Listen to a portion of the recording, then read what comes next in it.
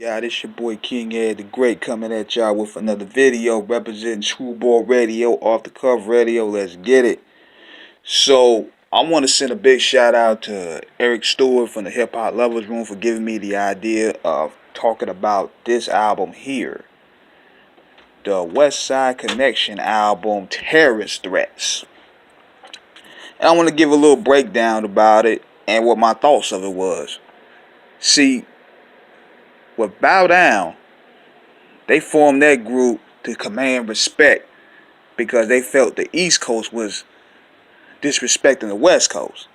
And plus, they had a lot of smoke for other groups that was coming at them at the time, like Cypress Hill. They had smoke for Common, New York City, King's Son.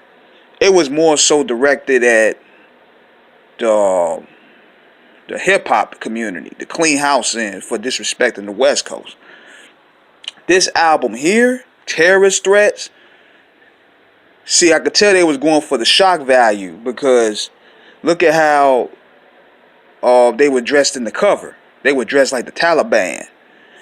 And that was a representation. They came in scaring America. Because at the time, with 2002, 2003, we were still going through the whole 9/11 deal. Everybody was all patriotic and wearing flags. That's why Ice Cube, he came through on 9/11. Niggas got all patriotic. On 9/12, I'm like, F it, just blaze the chronic. It showed them right there that, look, we still see America as the enemy. So they were attacking the whole industry, the Hollywood industry for the most part. You listen to the track on Lights Out where Cube was going at Samuel Jackson and Jesse Jackson because they were critical of the Barbershop movie. Then you had Rappers in Love where they were going at the simping in the game. They were going at basically the Ja Rules and all them. I like the concepts of the album. They were breaking down more of their issues with particular things that was going on with the world at that time.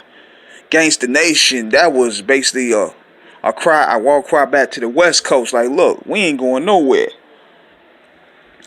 Now, my favorite song up there, and this one was ahead of its time, was Superstar, where they were basically talking about how dead rappers get more promotion and dead rappers get more publicity.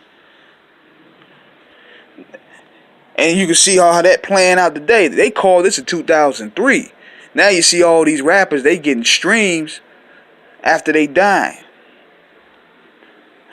So the Westside Connection, they called this early. But my favorite song was, and this was the song that was really deep and in depth with it. My favorite song was Pimpin' the System, where they would talk about pimping record label executives. There's a lot of hidden game in that Westside Connection album, but they couldn't really get a lot of touring going on because this was around the time where Cube and Mac probably had fell out. Cube was, he was still doing the Hollywood thing.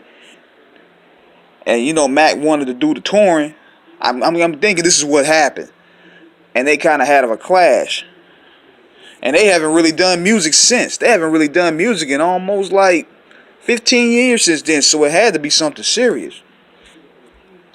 But man, that album was fire though, man. It wasn't as hard as Bow Down, but you could tell that the chemistry was still there. Like, I like that line Dub C had, like, F the Taliban, nigga, I'm from the nigga band. Dub C is one of the best West Coast rappers I've ever heard, man. That dude's style is crazy. So overall, I would probably get his album here at 8 out of 10 because it had a few songs there that I wasn't feeling, but it stuck with a dope concept. Terrorist threats.